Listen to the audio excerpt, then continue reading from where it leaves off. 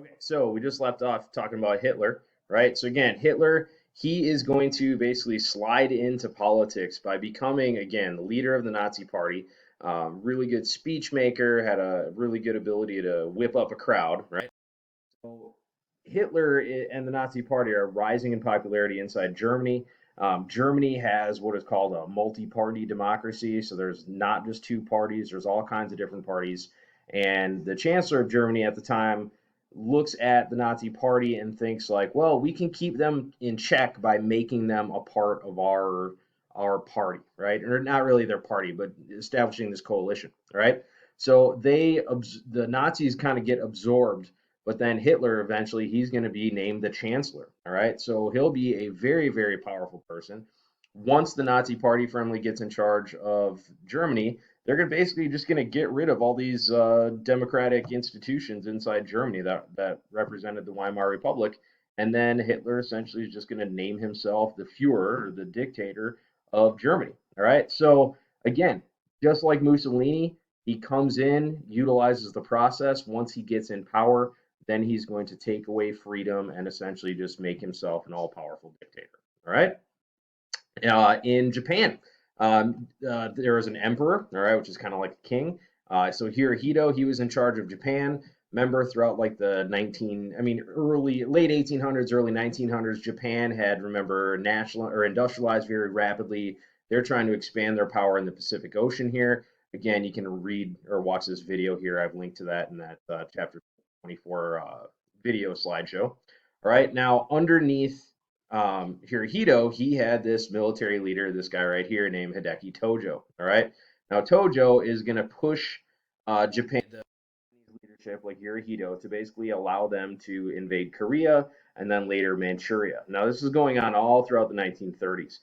And so and even into the 1920s with the Korean Peninsula.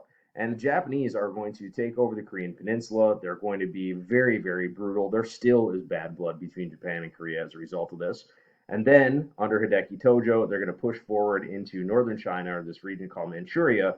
And again, this is going to become a major, major issue inside this Pacific theater of war. All right. So this is where that League of Nations, which remember was like the only thing of Wilson's 14 points plan that actually passed, the League of Nations tells Japan, you can't do that. And Japan's like, well, we're not part of the league anymore because we quit, so you can't tell us what to do. And the League of Nations basically couldn't do anything. So ultimately, then, militarists like Hideki Tojo, then they're going to take over the Japanese government. So although Hirohito was still technically in charge of Japan, really the people who are making the decisions are military leaders like Hideki Tojo. All right, so Japan then is going to become a essentially military dictatorship. Okay, so second question: describe the similarities and differences between Stalin, Mussolini, Hitler, and Tojo. Make sure you know what country they ruled, how they came to power, and how they ruled. There you go. So moving on. So back to Germany then. So in Germany in 1933, there's a building called the Reichstag, which is kind of like the U.S. Capitol building, like where Congress meets. The Reichstag is going to catch on fire. Now there still is a bunch of dispute over who actually did this. Some people said it was the communists that did it. Some people believe it was actually the Nazis that did it. We probably never will really know for sure, but ultimately the Reichstag fire is going to be used as an excuse for the Nazis basically to crack down on communists and socialists inside Germany. They accuse the communists and the socialists of causing all these problems.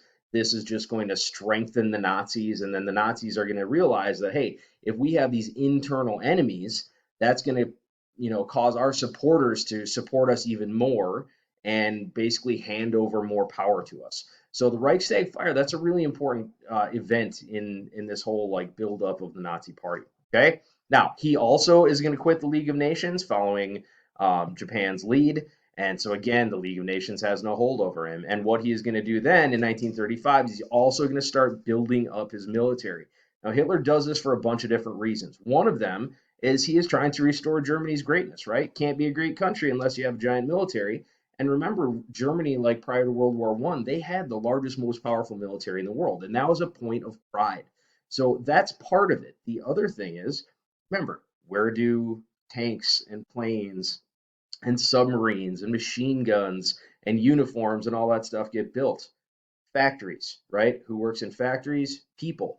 And what do you get when you work a job? You get money and you spend money, and that stimulates the economy. So Hitler is going to build up the military as a method, basically, of restoring Germany's economy as well. Kind of like how the United States, under the New Deal, right? We're doing all these public works projects. That's going to put money in people's hands and help stimulate economic growth, right? So that's all happening while also building up this spirit of patriotism and nationalism. And again, Hitler can take all the credit for that. All right. Now, in 1935, Hitler is going to send troops into the Rhineland. And this is important because this was a demilitarized zone. All right. This had been in dispute for a long time between Germany and the French. It was built basically as a buffer against German aggression to protect France.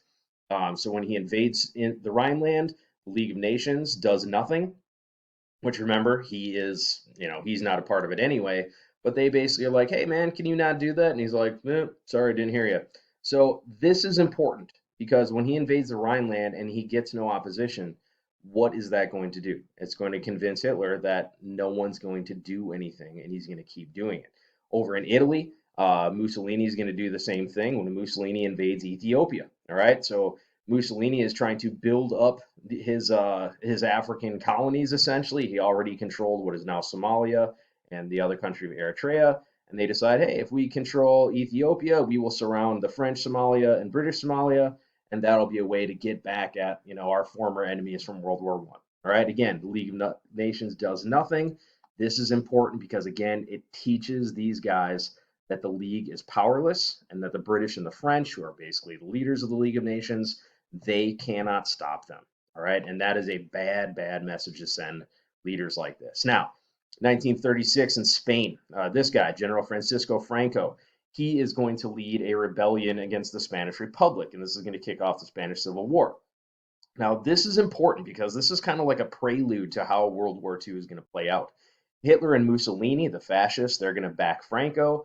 Stalin actually is going to aid the Republic, all right, which is important. So this is going to have Germany and Italy on one side, Spain and the Soviet Union on the other side. All right, now for the time being, France and Great Britain are going to stay out of this. They're going to remain neutral. This is important though because this is going to lead to what was called the Rome-Berlin Axis, which is where the Axis power name comes from, and that's the axis between Italy and Germany. All right. Now, 1939, the Spanish Civil War ends. Franco wins. He also is going to create a fascist dictatorship inside Spain, and that means again fascism is winning basically inside Europe. Okay. Now, what's happening in the United States at this time? Great Depression, right? And part of the Great Depression is that the United States is going to try to remain isolationist. And we're staying isolationist for a wide variety of reasons. For one, we don't have any money, right? Because it's the Great Depression. Two, we had, been engaged in trade warfare, and we're trying to encourage people to buy Americans. There's all these tariffs, so that's keeping us isolationist. And also World War One, right? Like we kind of learned our lesson. That was a fiasco. We're trying to stay out of all these issues. So FDR, as the president during this time, he is trying to, not deal with foreign policy, just push it off to the sidelines. His only goal is pulling the United States out of the Great Depression. So 1935, again, this is as things are really ramping up in the Rhineland and the Spanish Civil War. He is going to pass the Neutrality Acts. This is going to prevent American companies from selling weapons to European powers. That's going to not allow the United States to loan money to other countries at war or American banks. Again, this is a way to keep us out, to keep us neutral. All right. Now, the thing is in 1937, it becomes more difficult because Japan is going to invade China even more. FDR is going to break this neutrality actually himself, and he's going to send aid to China. Now, part of it is because he wants to isolate these aggressive nations, but also remember who's our biggest rival in the Pacific? It's Japan, right?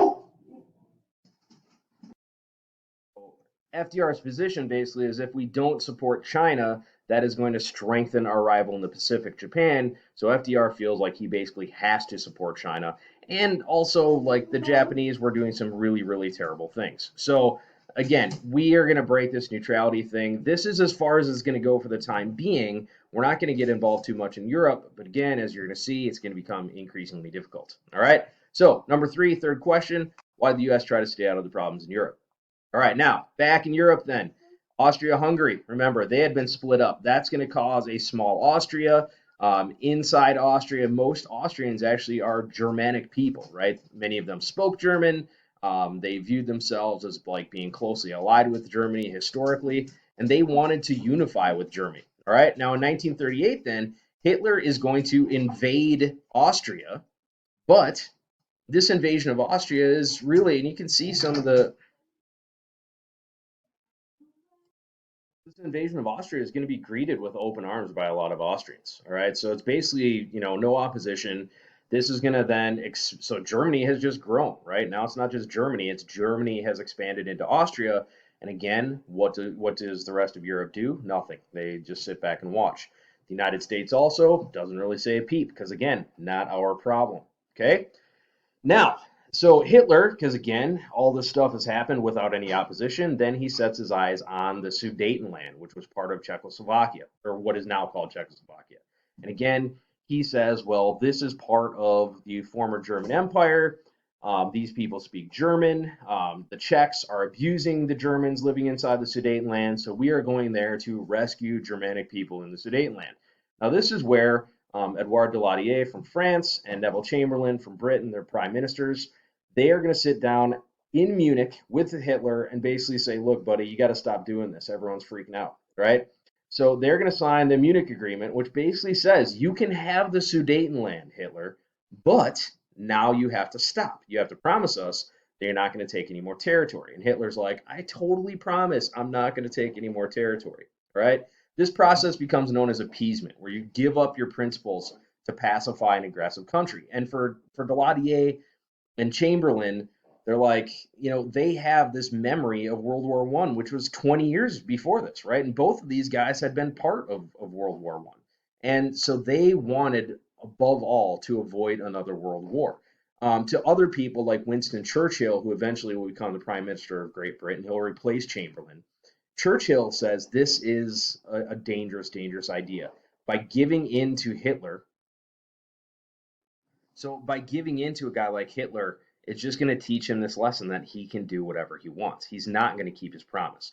Now, again, at the time, it was very easy for us, and it's very easy for us now to criticize appeasement because it's like, well, yeah, we know how this ends, right? Hitler's just going to keep expanding.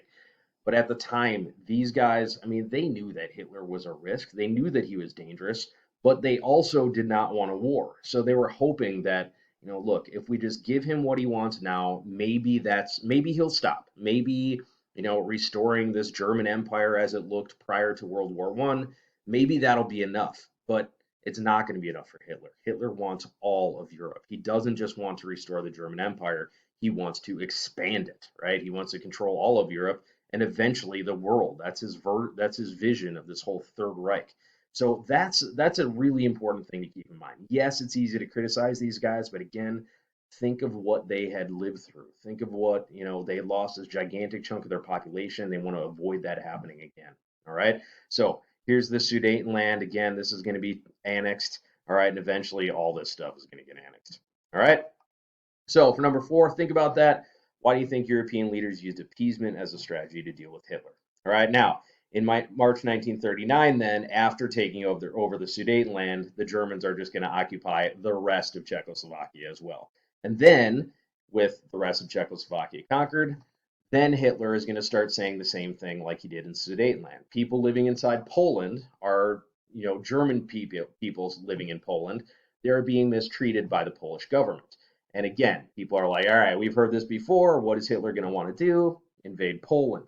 So now everybody is like, no, you're not going to take Poland. And a lot of people were basically saying, he's not going to invade Poland because if he invades Poland, that's going to get the Soviets angry because Poland is the buffer between the Germans and the Soviet Union. So Hitler would never intentionally start a two-front war. Remember, that's the problem that Germany had in World War I, and that did not work out well for them, did it? But what Hitler and Stalin are going to do is they're going to sign a non-aggression pact. Now, this is not an alliance. They're not buddies. It just says, look, we aren't going to fight each other. We will both do our own thing. We're not going to get into a conflict with each other. But this is going to pave the way for Hitler to occupy Poland. It's going to also open the door for Stalin to snap up more territory in Eastern Europe as well. Again, not an alliance.